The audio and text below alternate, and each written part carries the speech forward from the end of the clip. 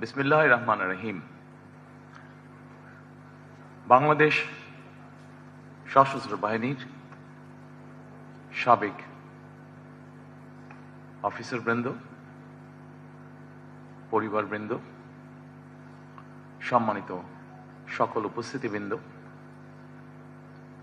BDR শহীদ পরিবারের সদস্যবৃন্দ এবং সাংবাদিক ভাইরা সহ সম্মানিত সভাপতি, আসসালামু আলাইকুম। প্রথমে আমি আমার এবং আমার স্ত্রীর পক্ষ থেকে আজকের এই অনুষ্ঠানটি যারা আয়োজন করেছেন তাদেরকে আন্তরিকভাবে ধন্যবাদ জানাচ্ছি। আপনাদের সঙ্গে মত বিনিময় সভায় আমি এবং আমার স্ত্রী সত্যিকার অর্থেই কিছুটা স্মৃতিকাতর হয়ে পড়ি বা পড়ছি। বরাবরই সেনাবাহিনী বা সশস্ত্র বাহিনীকে আমার কাছে আমার একটি বৃহত্তর পরিবার বলি মনে হয় বা আমরা মনে করি। এর কারণ হয়তো সেনাবাসী আমার এবং আমার পরিবারের বেড়ে ওঠা। আমার অনেক ছোটবেলায় বাবাকে হারিয়েছি আমরা, তবে বড় হয়ে দেখেছি সেনাবাহিনীর প্রতি আমার মা মরহুম খালেদা জিয়াও এক ধরনের নির্ভরতা ছিল, তার সম্মান ছিল। আমার মরহুম মা সবসময় মনে করতেন দেশের স্বাধীনতা সার্বভৌমত্বের জন্য বাংলাদেশের অবশ্যই একটি শক্তিশালী সেনাবাহিনী থাকা দরকার। সন্তান হিসেবে আমি যেমন আমার পিতাকে নিয়ে গর্ব করি, আমি বিশ্বাস করি একজন সেনা কর্মকর্তা হিসাবে বাংলাদেশের স্বাধীনতার ঘোষণা দিয়ে সেনাবাহিনীকেও তিনি করেছিলেন গর্বিত। বাংলাদেশের স্বাধীনতা প্রিয় গণতান্ত্রিক আমি জনগণের কাছে স্বাধীনতার ঘোষক শহীদ জিয়া একজন বীর মুক্তিযোদ্ধা। শহীদ জিয়াকে নিয়ে দেশের গণতান্ত্রিক আমি জনগণ যেমন গর্বিত, আমি দৃঢ়ভাবে বিশ্বাস করি, আমাদের পরিবার দৃঢ়ভাবে বিশ্বাস করে, ঠিক একইভাবে বাংলাদেশের সশস্ত্র বাহিনীও তেমনই গর্বিত। জনগণ সেনাবাহিনীকে দেশের স্বাধীনতা সার্বভৌমত্বের নির্ভরযোগ্য প্রহরী হিসাবে মনে করে। সেনাবাহিনীকে ভিন্ন কাজে সংযুক্ত করা হলে সেনাবাহিনীর মূল উদ্দেশ্য ব্যাহত হয় বলে আমি মনে করি। বিগত ১.৫ দশকে দেশের স্বাধীনতা এবং সার্বভৌমত্ব রক্ষায় সেনাবাহিনীর ভূমিকা এবং গৌরব সম্পর্কে সেনা কর্মকর্তা এবং সদস্যরা নিজেরা নিজেদের বিবেককে জিজ্ঞেস করলে হয়তো অনেক প্রশ্নের উত্তর খুঁজে পাওয়া যাবে। দেশ ফ্যাসিবাদ আর তাবেদারের অপশক্তির কবলে পড়ার পর শুধু গণতন্ত্র এবং মানুষের স্বাধীনতাই ভুলুণ্ঠিত হয়নি, বরং একই সাথে দেশের স্বাধীনতা সার্বভৌমত্ব হুমকির মুখে পড়েছিল। এমনকি ২০০৯ সালের ফেব্রুয়ারি মাসে বিডিআর পিলখানায় পরিকল্পিত সেনা হত্যাযজ্ঞের পরও এমন নির্মম হত্যাযজ্ঞের দিনটি খোদ সেনাবাহিনীও যথাযথ গুরুত্বের সঙ্গে পালন করতে পারেনি অথবা পালন করতে দেওয়া হয়নি তাদেরকে। সেনাবাহিনীর হারানো গৌরব ফিরিয়ে দেওয়া হবে। উপস্থিত সম্মানিত উপস্থিতিবৃন্দ, সেনাবাহিনীর হারানো গৌরব ফিরিয়ে দেওয়া হবে আমি এ ধরনের কথা বলতে চাই না, বরং গৌরব ফিরিয়ে দেওয়া যায় না, গৌরব অর্জনের বিষয়, ধারণ করার বিষয়। সেনাবাহিনীর গৌরব সেনাবাহিনীকে রক্ষা করতে হবে। সেনাবাহিনীর নিজেদের সম্মান এবং মর্যাদা সম্পর্কে নিজেদেরকে সতর্ক এবং সচেতন থাকতে হবে। সম্মানিত উপস্থিতিবৃন্দ, আমার কথাটা হয়তো একটু ছন্দ পতন, কিন্তু আমি বিষয়টি যেভাবে বিশ্বাস করি, যেভাবে দেখি, আমি আপনাদের সামনে সেভাবেই উপস্থাপনের চেষ্টা করেছি।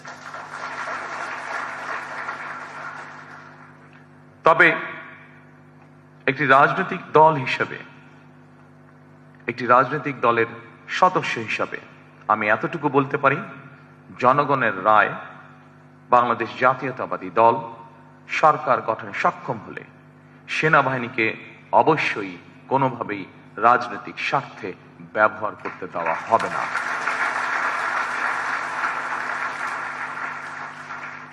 সেনাবাহিনীর গৌরব ভুলুণ্ঠিত হয় এমন কিছু বিএনপি অতীতেও করেনি, বর্তমানেও না, এবং ইনশাল্লাহ ভবিষ্যতেও বিএনপি করবে না।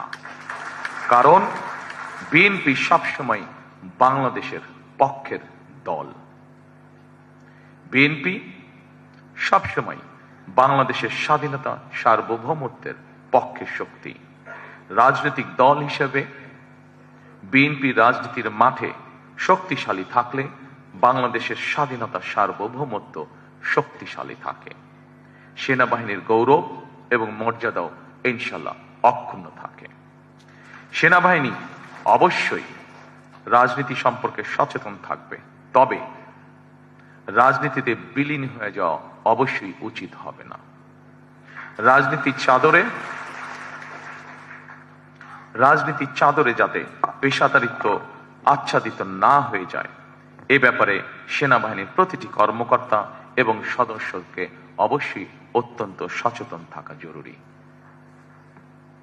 সম্মানিত সকল উপস্থিতিবৃন্দ, সিনিয়র অফিসারবৃন্দ, 2009 সালে বিডিআর পিলখানায় সেনা হত্যাযজ্ঞের পর পতিত, পরাজিত, পলাতক, বিতাড়িত ফ্যাসিস্ট অপশক্তি বাংলাদেশের মুক্তিযুদ্ধের স্মৃতি বিজড়িত বিডিআর এর নাম পরিবর্তন করে দিয়েছিল। এমনকি তাদের ইউনিফর্ম পর্যন্ত পরিবর্তন করে ফেলা হয়েছে। আমি আপনাদের সামনে আমার একটি ব্যক্তিগত অনুভূতি শেয়ার করতে চাই। জনগণের রায় বিএনপি রাষ্ট্র পরিচালনার দায়িত্ব পেলে মুক্তিযুদ্ধের স্মৃতি বিজড়িত বিডিআর এর নাম পুনর্বহাল করতে চাই আমরা।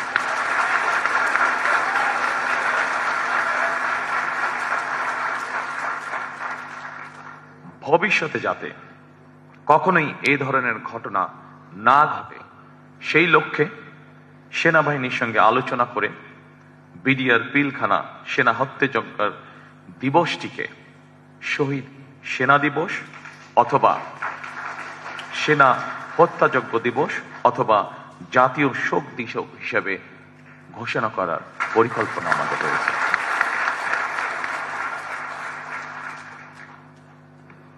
সম্মানিত সকল উপস্থিতিবৃন্দ, আপনারা যারা সেনাবাহিনীর সাবেক কর্মকর্তা, আপনাদের সঙ্গে মতবিনিময় সভা করার আগেই সাবেক কয়েকজন সিনিয়র কর্মকর্তা এবং সদস্যদের কল্যাণে বেশ কয়েকটি সুপারিশ উপস্থাপন করেছেন। জাতীয় নিরাপত্তা পরিষদ গঠন, সেনা আইনের কিছু কিছু বিধিমালার পরিমার্জন কিংবা সংস্কার সহ এইসব সুপারিশ মালাগুলি অবশ্যই গুরুত্বপূর্ণ বলে আমি ব্যক্তিগতভাবে মনে করি। তবে এই মুহূর্তে এতটুকু বলতে পারি, আগামী 12ই ফেব্রুয়ারির জাতীয় নির্বাচনে জনগণের রায় আল্লাহর রহমতে ইনশাল্লাহ বিএনপি রাষ্ট্র পরিচালনার দায়িত্ব পেলে আপনাদের উপস্থাপিত এইসব সুপারিশমালা বাস্তবায়নের জন্য সেনাবাহিনী সাবেক এবং বর্তমান কর্মকর্তাদের সমন্বয়ে আমরা একটি কমিটি গঠনের পরিকল্পনা করেছি। এই কমিটির সুপারিশ অনুযায়ী দাবি দেওয়াগুলি পরীক্ষা নিরীক্ষা করে প্রতিটি সুপারিশ পর্যায়ক্রমে ইনশাল্লাহ আমাদের বাস্তবায়নের ইচ্ছা আছে। পরিশেষে আমি হয়তো সকল কথা এতক্ষণ পর্যন্ত যেগুলো বলেছি, সেই কথাগুলোর মধ্যে হয়তো অনেকেই আশ্বস্ত হতে পারেননি, কিছু কথা হয়তো রেখে দিয়েছি আমি। তবে পরিশেষে সেনাবাহিনীর সাবেক কর্মকর্তা এবং সদস্যদের একটি দাবি ছিল, 1 rank 1 pay নীতি।